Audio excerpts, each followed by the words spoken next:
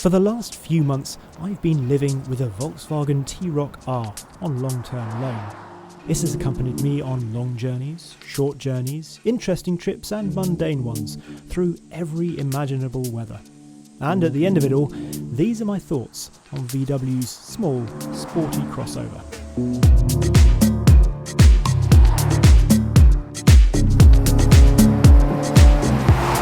Let's deal with the crossover part of it first. Have I noticed any benefits to it being a crossover as opposed to a hatchback? Well, I suppose it's easier lifting things in and out of it, shopping, or perhaps more importantly, things like a 2-litre Pinto engine for a Mark II Escort rally car. Everyday occurrence, obviously.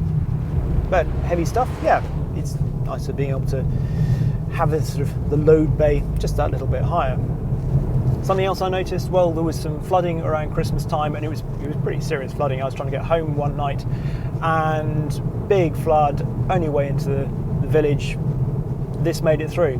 Another car had already got stranded, and if I'd been in a normal Golf R, then I don't think I would have risked going through the deep water.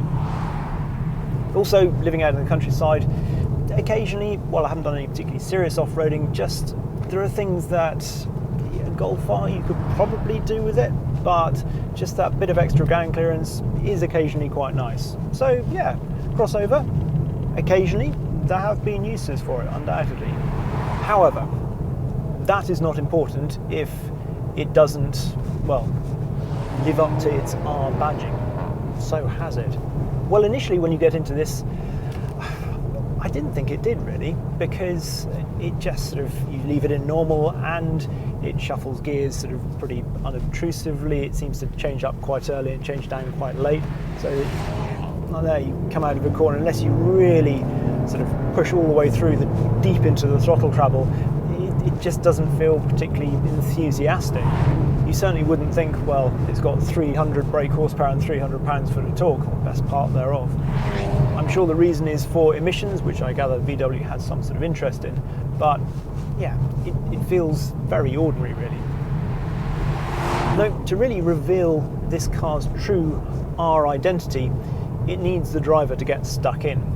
First thing to do, put it into an appropriate mode. So you can put it into race, or I've got individual set up with basically everything in race, but then the dampers just taken back to normal, just because I like that little bit of body roll, and it just feels like it works best on the roads around here. Not all the way to comfort, just its normal damper setting on the DCC.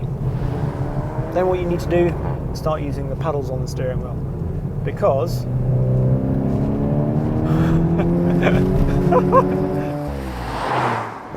it really does rip through its gears. That's sort of above 4,000 RPM. It is startlingly quick. I mean, this is quicker in a straight line than a 718 Boxster or a GR Yaris. Really? One of the reasons for this is that the T-Roc R actually gets shorter gearing than a Mark 7.5 Golf R. Now, let's take the pace down a little, no, even further than that, and talk about the interior. It's been fascinating having this T-Roc R and also testing in the previous few months the latest generation of Mark 8 Golf with all the new infotainment and everything in here. There's no denying that the new interiors, they look really pretty good actually, sort of thing. They clean everything up, but in terms of usability, I prefer this, which is the old-fashioned way now, I suppose, because, well, the physical buttons, basically, because there are things that you want to be able to do, that you want to be able to navigate around without taking your eyes off the road. As an example, the volume control. Now, obviously, most of the time I just use the buttons here, but if I want to use that, it's nice just having that over there. I know where to reach. I'm not going to do anything accidentally. With the new car, you have this slider down here. And yeah, it should be fairly easy. You think you get used to it, but you always just have to have a quick look to check you're there and not turning your passenger's heat up to Sahara levels. Similarly, the buttons on the steering wheel, you're not going to accidentally press them, and they're all very easy. They fall to hand. You know how to navigate around them without taking your eyes off the road. Perhaps the biggest one for me, in fact, the lights down here, because it's a very simple switch here to go between headlights and side lights. So if you want to thank somebody, you know, rather than flashing people, which you shouldn't do, just click there.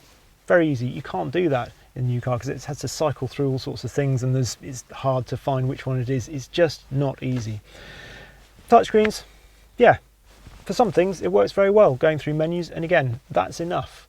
It's fine, simple, with Apple CarPlay, which is what I use. I know Android Auto is what other people use, but nice big icons, easy to use. A blend of the two works well. But yes, physical buttons, I hope they come back to VWs in later generations. There are some things, however, that I did prefer about the latest generation of Golf R when I drove it, namely the way the 4Motion system worked with its new torque vectoring rear differential. It just lends the R platform a greater sense of adjustability. The Haldex based the 4Motion system in this, it's just not as alive as the latest version. It can feel a little just a little reluctant to get into corners, and you need to wait and then just use the traction on the way out, certainly on the road anyway.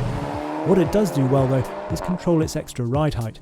There's no sense of it rolling unduly with a centre of gravity like a squirrel up a sunflower. So, what I'm saying is, if you like the way that the old Golf R drove, you'll like this. And I suppose that's pretty impressive. It's all you could ask for it, really. Other things to mention, well, I should probably say something about the big optional extra on this particular car, the £3,000 Akrapovic exhaust. It is expensive, I know, £3,000 is an awful lot of money. I like having a bit of titanium on the car, I like titanium, what can I say? And the sound is really nice, it just adds some interest. It's obviously quiet enough when you want it to be, but the rest of the time just those pops and crackles and the pumps on the upshifts, it's nice to have them, I think. It adds some character to this car. The engine, it feels slightly rawer, slightly rougher, I'd say, than the very latest versions of this EA888 engine. It's not totally devoid of lag, but just keep it on the boil and it really does punch down the road. After my time with the T-Roc R, I can confidently say that it doesn't feel like an exercise in badge engineering. I can see why Jos Capito was happy to put his name to it. It's quick and capable, and it doesn't feel like a compromise.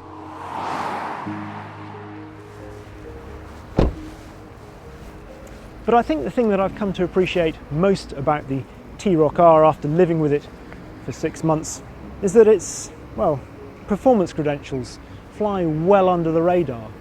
It blends into everyday life. It looks really pretty ordinary. It's got its little R badge there, but otherwise it's just any other crossover, of which there are dozens and dozens everywhere you look.